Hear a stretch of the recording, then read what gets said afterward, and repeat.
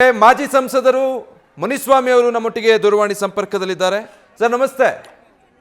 Sir ನಮಸ್ಕಾರ. ಮುನಿಸ್ವಾಮಿ ಅವರೇ, ನೀವು ಪ್ರಯಾಗ್ರಾಜ್ನಲ್ಲೇ ಇದ್ದೀರಾ ಸದ್ಯ? ಹೌದು, 3 ದಿವಸದಿಂದ ಪ್ರಯಾಗ್ರಾಜಲ್ಲೇ ಇದ್ದೀನಿ ಸರ್ ನಾನು. ಓಕೆ ಸರ್, ಈಗಾಗಲೇ ಅಲ್ಲೊಂದು ದುರಂತ ನಡೆದಿದೆ, ನಿಮಗೂ ಮಾಹಿತಿ ಇದೆ ಅಂತ ಭಾವಿಸ್ತೀನಿ. ಏನು ಹೇಳ್ತೀರಾ ಮೊದಲಿಗೆ? ಸರ್ ಅಲ್ಲಿ ನಾವು ಬೆಳಗ್ಗೆ 1:30-2 ಗಂಟೆ ನಾವು ಒಳಗಡೆ ಅಲ್ಲಿ ಎಂಟ್ರ್ ಆದ್ವಿ ಸರ್. ಎಂಟ್ರ್ ಆದಾಗ ನಾವೇನು ವಿಶೇಷವಾದಂಥದ್ದು ದಿನ ಇದ್ದಿದ್ದರಿಂದ ಏನು ಎಕ್ಸ್ಪೆಕ್ಟೇಷನ್ ಇತ್ತು ಅದಕ್ಕಿಂತ ಹೆಚ್ಚಿಗೆ ಜನ, ಸುಮಾರು 10 ಕೋಟಿಗೂ ಹೆಚ್ಚಿಗೆ ಜನ ಬಂದಿದ್ರು. ಬಟ್ ನಾವು ಆ ಸಂಗಮ್ಗೆ ನಾವು ಸ್ನಾನಕ್ಕೆ ಹೋದ್ರಿ. ಹೋದ್ಮೇಲೆ ಸರಿ ಅಂತೇಳಿ ಇಲ್ಲಿ ಏನೋ ಸ್ವಲ್ಪ ನುಗ್ಲು ಕಾಲು ತುಳ್ತಾ ಹೆಚ್ಚು ಕಡಿಮೆ ಆಗಿದೆ ಅಂತೇಳಿ ಗೊತ್ತಾಯ್ತು. ಬಟ್ ವ್ಯವಸ್ಥೆಗಳೆಲ್ಲ ತುಂಬ ಚೆನ್ನಾಗಿತ್ತು. ಏನು ನಾವು ಎಕ್ಸ್ಪೆಕ್ಟ್ ಮಾಡಿದ್ದು, ಸರ್ಕಾರದವ್ರು ಏನು ಎಕ್ಸ್ಪೆಕ್ಟ್ ಮಾಡಿ ಅದಕ್ಕಿಂತ ಹೆಚ್ಚಿಗೆ ಜನ ಬಂದಿದ್ದರಿಂದ ಮತ್ತೆ ವಿಶೇಷವಾದಂಥ ದಿನ ನಾವೇ ಫಸ್ಟ್ ಹೋಗ್ಬೇಕು ಅನ್ನೋ ಇದರಲ್ಲಿ ಜನ ಸ್ವಲ್ಪ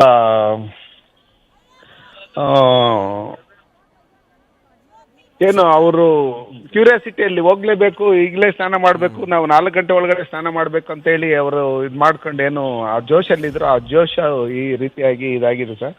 ಆತರಕ್ಕೆ ಬಿದ್ದಿದ್ರಿಂದ ಹೀಗಾಗಿದೆ ಅಂತೀರಿ? ಹೌದೌದು, ಆ ಥರದಿಂದ ಈ ಥರ ಆಗಿದೆ. ಸಮಾಧಾನವಾಗಿ ಹೋಗಿದ್ರೆ ಯಾರು ಏನು ಇದಾಗ್ತಾ ಇರಲಿಲ್ಲ. ನಮ್ಮ UP ಸರ್ಕಾರದಲ್ಲಿ ಯೋಗಿ ಆದಿತ್ಯನಾಥ್ ಅವರು ಒಳ್ಳೆ ವ್ಯವಸ್ಥೆಗಳನ್ನೆಲ್ಲ ಮಾಡಿದ್ದಾರೆ. ಇನ್ನೂ 10 ಕೋಟಿ ಜನ ಬಂದಿದ್ರು ಅಲ್ಲಿ ಸರಿಯಾಗಿ ಯಾವುದೇ ಆ ಥರ ಇಲ್ಲದೆ ನೀಟಾಗಿ ಹೋಗಿದ್ರೆ ಯಾವುದೇ ರೀತಿಯಾದಂಥ ಅವಘಡಗಳೇನೇನು ನಡೀತಾ ಇರಲಿ. ಈ ಅವಘಡಗಳೇನಾಗಿದೆ ಅದಕ್ಕೆ ನಾವು ವಿಷಾದ ವ್ಯಕ್ತಪಡ್ತೀರಿ. ಬಟ್ ವ್ಯವಸ್ಥೆಗಳಂತೂ ತುಂಬ ಚೆನ್ನಾಗಿದೆ.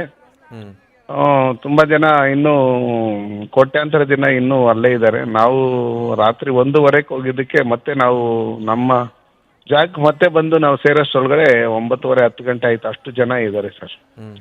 ಹಂಗಾಗಿ ತುಂಬ ನೀಟಾಗಿ ತುಂಬ ಚೆನ್ನಾಗಿದೆ. ಬಟ್ ಇದು ಒಂದು ಘಟನೆ ಅಂತೂ ತುಂಬ ಮನಸ್ಸಿಗೆ ನೋವು ತರುವಂಥ ಘಟನೆ. ನಿಜ.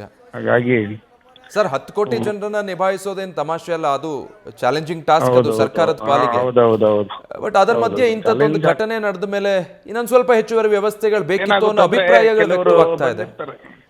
ಹೌದು ಸರ್, ಕೆಲವರು ಏನ್ ಮಾಡ್ತಾರೆ ಅಂದ್ರೆ ವ್ಯವಸ್ಥೆ ಮಾಡಿರ್ತಾರೆ, ಬ್ಯಾರಿಕೇಡ್ಗಳೆಲ್ಲ ಸಪ್ರೇಟ್ ಆಗಿರುತ್ತೆ, ಬೇರೆ ಬೇರೆ ಇದು ಇರುತ್ತೆ. ಏನೇ ಇದ್ರೇನು ಅಲ್ಲಿ ಪೊಲೀಸರು ಹೇಳ್ತಾನೆ ಇರ್ತಾನೆ, ಯಾರಿಗೂ ಒಬ್ರಿಗೊಬ್ರು ಅಂತರ ಕಾತ್ಕೊಳ್ರಿ, ಇದು ಮಾಡ್ಕೊಳ್ರಿ, ಮಕ್ಕಳನ್ನ ಮೇಲೆ ಎತ್ಕೊಳ್ರಿ, ಬ್ಯಾರಿಕೇಡ್ ಮುಂದೆ ಜಾಸ್ತಿ ಬರಬೇಡಿ, ಸ್ವಲ್ಪ ಕಾಯಿರಿ, ಸಮಾಧಾನವಾಗಿ ಕಾಯಿರಿ ಅಂತ ಏನೇ ಹೇಳಿದ್ರೇನು ಕೆಲವರು ನಾನ್ ಫಸ್ಟ್ ಹೋಗ್ಬೇಕು ಅನ್ನೋ ಇದರಲ್ಲಿ ಆತರದಲ್ಲಿ ನುಗ್ಲು ಇದು ಮಾಡ್ಕೊಂಡು ಬಂದು ಒಬ್ರಿಗೊಬ್ರು ಜಾಮ್ ಆಗಿ ಈ ತರ ಇದಾಗುತ್ತೆ. ಹಂಗಾಗಿ ಅದಕ್ಕೋಸ್ಕರ ನಾವು ಹೋದಾಗನು ಸುಮಾರು ಕೋಟ್ಯಾಂತರ ಜನ ಎಲ್ಲಾ ಗೇಟ್ಗಳ ಹತ್ರನು ಹೌಸ್ಫುಲ್ ಆಗಿದ್ರಿಂದ ನಾವು ಅದನ್ನ ಕಡೆ ಎಲ್ಲಿಂದ ಹೋಗ್ಬೋದು, ರಶ್ ಇಲ್ಲದೆ ಇರೋ ಕಡೆ ಆ ಥರ ನೋಡಿ ಸುಮಾರು ಅದನ್ನ ನೋಡಿ ಒಳಗಡೆ ಎಂಟರ್ ಆಗೋದಕ್ಕೆ ನಾವು 3 ಅವರ್ ಆಯ್ತು. 1:15 ಬಿಟ್ಟಿದ್ದಕ್ಕೆ ನಾವು 4:15 ಸಂಗಮಕ್ಕೆ ರೀಚ್ ಆದ್ರಿ. ರೀಚ್ ಆಗಿ ಅಲ್ಲಿ ಈಗ ಎಲ್ಲ ವ್ಯವಸ್ಥಿತವಾಗಿ ನಡೀತಾ ಇದೆ ಸರ್. ಅದೊಂದು ಘಟನೆ ಬಿಟ್ರೆ ಇನ್ನೆಲ್ಲ. ಬಟ್ ನೀವು ಸಾಕ್ಷಿ ಆದ್ರ ಸರ್, ಅಂದ್ರೆ ಆ ಘಟನೆ ನಡೆಯೋ ಸಂದರ್ಭ ನೀವು ಯಾವ ಸೆಕ್ಟರ್ ನಲ್ಲಿ ಇದ್ರಿ? ನಿಮಗೆ ತಿಳಿದಿದ್ ಯಾವಾಗ, ಹೇಗೆ ತಿಳಿತು ಇಂಥದ್ದೊಂದು ಘಟನೆ ಆಗಿದೆ ಅಂತ? 6ರಲ್ಲಿ ಇದ್ದಿದ್ದು. ನಾವು ಸಂಗಮ್ಗೆ ನಾವು ರೀಚ್ ಆದಾಗ ಸುಮಾರು ಒಂದು 3-3:30 ಅಲ್ಲಿ ಒಳಗಡೆ ಹೋಗಿ ಸ್ನಾನಕ್ಕೆ ಹೋದಾಗ 4:15 ಸರ್. ಓಕೆ. ಹಂಗಾಗಿ ಅಲ್ಲಿ ಗಂಗಾ ಯಮುನಾ ಸರಸ್ವತಿ ಏನು ದ್ವಾರಬಾಕ್ಲಿದೆ ಅಲ್ಲೇ ಸುಮಾರು 1 ಅವರ್ ವೆಯ್ಟ್ ಮಾಡಿದ್ರಿ ನಾವು. ಅಂದ್ರೆ ನೀವು ಪುಣ್ಯ ಸ್ನಾನ ಮುಗಿಸಿ ವಾಪಸ್ ಬಂದ್ಮೇಲೆ ಈ ವಿಚಾರ ನಿಮಗೆ ಗೊತ್ತಾಗಿದ್ದು? ಹೌದೌದು, ಗೊತ್ತಾಗಿದ್ದು ಸರ್. ಅಲ್ಲಿ ಒಳಗಡೆ ಯಾರಿಗೂ ಏನು ಗೊತ್ತಾಗಿಲ್ಲ.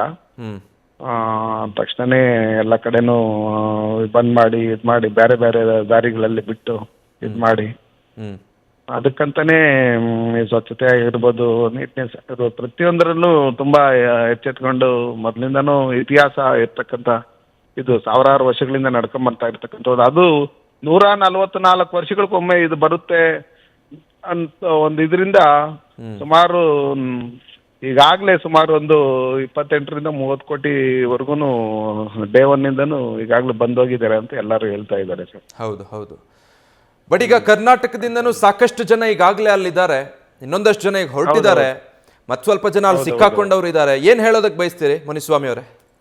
ಸರ್, ಬಂದು ಏನೇ ಇದಾದ್ರೂ ಬ್ಯಾರಿಕೇಡ್ಗಳ ಹತ್ರ ಹೋಗಿ ಮುಂದೆ ನಿಂತ್ಕೊಂಡು ಅಲ್ಲಿ ಇದು ಮಾಡೋದಕ್ಕಿಂತ ಸಮಾಧಾನವಾಗಿ ಸ್ವಲ್ಪ ಹಿಂದೆ ಇದ್ದು ಹೋಗಿ ಇದು ಮಾಡ್ಕೊಂಬಂದ್ರೆ ಯಾವುದೇ ರೀತಿಯಾದಂಥ ಪ್ರಾಬ್ಲಮ್ ಇಲ್ಲ ಸರ್. ಇದು 2 ಜನ ಬಂದ್ರೂ ಪ್ರಾಬ್ಲಮ್ ಇಲ್ಲ.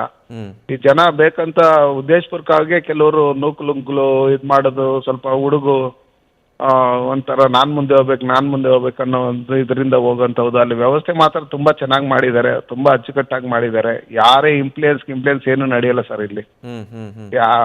ಸಾಮಾನ್ಯ ಜನಕ್ಕೂ ಯಾವ ಥರ ದರ್ಶನ ಇದೆಯೋ, ಯಾವ ಥರ ಇದಿದೆಯೋ ಅದೇ ಥರನೇ VIP ಅದೇ ಥರನೇ ಇದೆ. ಹಂಗಾಗಿ ನಾವು XMP ಇಲ್ಲ MP ಅನ್ನೋ ಲೆಕ್ಕಾಚಾರದಲ್ಲಿ ಏನಿಲ್ಲ. ಯೋಗಿ ಆದಿತ್ಯನಾಥ್ ಅವರು ಮಂತ್ರಿಗಳು ಇಲ್ಲಿರ್ತಕ್ಕಂಥ ಸರ್ಕಾರದವ್ರು ಬಂದಾಗ ಅದು ಏನು ಮಾಡಬೇಕು ಅನ್ನೋ ಒಂದು ಇದು ಬಿಟ್ಟರೆ, ನಮ್ಮ ಏನು ಸಾಧು ಸಂತರು ಮತ್ತು ನಮ್ಮ ನಾಗಸಾಧುಗಳು ಅವ್ರಿಗೆ ಬಿಟ್ಟರೆ ಇನ್ನೆಲ್ಲರಿಗೂ ನಾರ್ಮಲ್ ಇದಿದೆ. ಓಕೆ, ಹೋಗಿ ಬರ್ಬೋದು. ಯಾವುದೇ ರೀತಿಯಾದಂಥ ಭಯಪಡೋಂಥದ್ದು ಏನೂ ಇದಿಲ್ಲ. ಬಟ್ ಮುಂದೆ ನುಗ್ಗಿ ಹೋಗಿ ನುಗ್ಗಾಟ ಅದರಲ್ಲಿ ಸಿಕ್ಕಾಕೊಳ್ಳೋದು ಬೇಡ ಅನ್ನೋದಷ್ಟೇ ಸರ್.